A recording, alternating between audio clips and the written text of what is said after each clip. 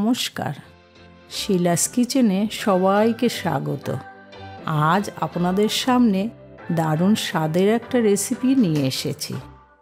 আজকের recipe mango ice cream. খুব সহজে এটা ঘরে বসে বানানো যায় আর খেতে দোকানের মতোই স্বাদ হয়। তাহলে শুরু করা যাক। এখানে আমি একটা পাকা আম নিয়েছি। ভালো করে আমটা ধুয়ে খোসা ছাড়িয়ে আমগুলো টুকরো করে কেটে নিলাম।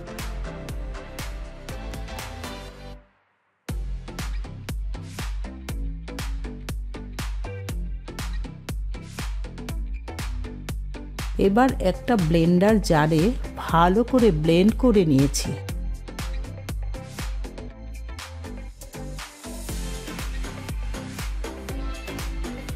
যেন একটা স্মুথ পেস্ট হয়।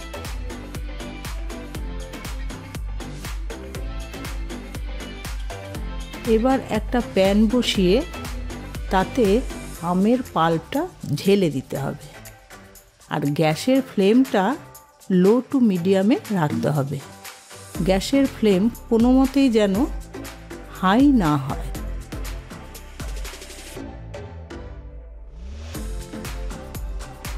এবার কন্টিনিউ নাড়তে হবে, তা না হলে আমের পাল্পটা পুড়ে যাবে। যখন আমের পাল্প থেকে জলটা শুকিয়ে আসবে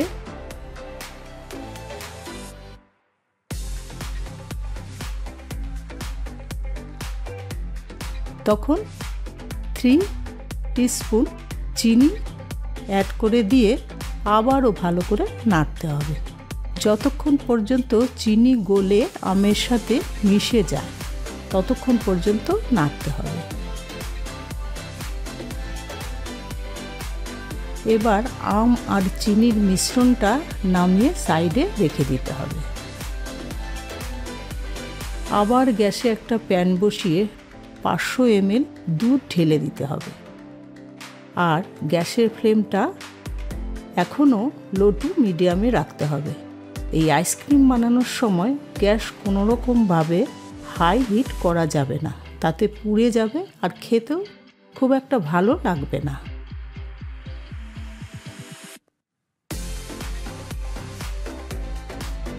এবার দুধটা আর কন্টিনিউ নেড়ে নেড়ে দুধটা যখন ঘন হয়ে আসবে তখন তাতে 3/4 কাপ গুঁড়ো দুধ ভালো করে মিশিয়ে দিতে হবে। এবার কন্টিনিউ নাড়তে হবে, এতে দুধটা ঘন হয়ে আসবে।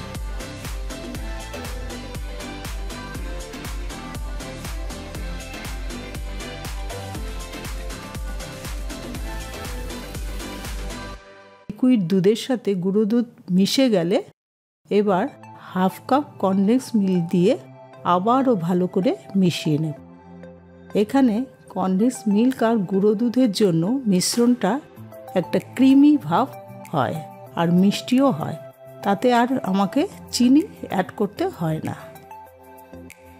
এদিকে 3 টেবিল চামচ দুধের মধ্যে আমি 2 টিস্পুন কর্নফ্লাওয়ার মিশিয়ে রেখেছিলাম, সেটা অল্প অল্প করে ঢেলে দিতে হবে আর ভালো করে দুধটাকে নাড়াতে হবে যেন কোনো মতেই লাম্পস না পেকে যায়।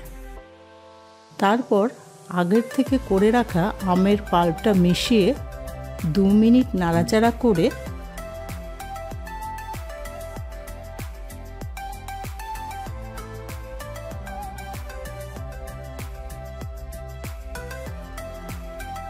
এবার ঠান্ডা করে নিতে হবে।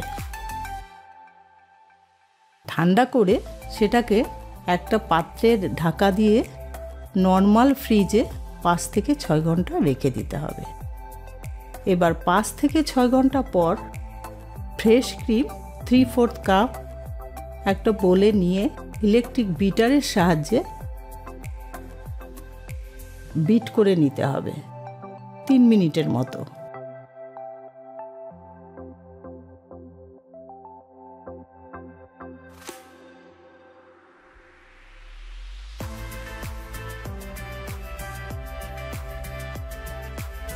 আর আর ফ্রিজ থেকে যে মিশ্রণটা বের করেছিলাম সেটা 3 মিনিট বিট করে নিতে হবে।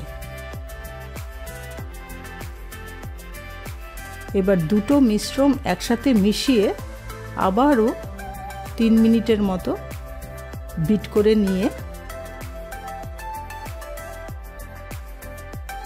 এবার আইসক্রিমের বক্সে ঢেলে দিয়ে বক্সের উপরে গ্রেট করে রাখা কিছু বাদাম, কাজু, পেস্তা আর আমন্ড উপর থেকে ছড়িয়ে দিয়ে এয়ারটাইট বক্সে করে সেটা ডিপ ফ্রিজে ওভারনাইট রেখে দিতে হবে। এবার ওভারনাইট থাকার পর ফ্রিজ থেকে আইসক্রিমটা বের করেছি, দেখুন কত সুন্দর জমে গেছে। এভাবেই তৈরি হয়ে গেল আমার আইসক্রিম। আর এই দারুণ স্বাদের রেসিপিটা আপনারা যদি ফেসবুক থেকে দেখেছেন তাহলে আমার পেজটা ফলো করে দেওয়ার জন্য অনুরোধ রইল। আর যারা ইউটিউব থেকে দেখছেন চ্যানেলটি সাবস্ক্রাইব করে দেওয়ার জন্য অনুরোধ রইল। চলুন ভিডিওটা আমি এখানেই শেষ করছি। আপনারা ভালো থাকুন, সুস্থ থাকুন, আর আপনাদের সাথে আবার নতুন রেসিপি নিয়ে দেখা হচ্ছে। Bye bye.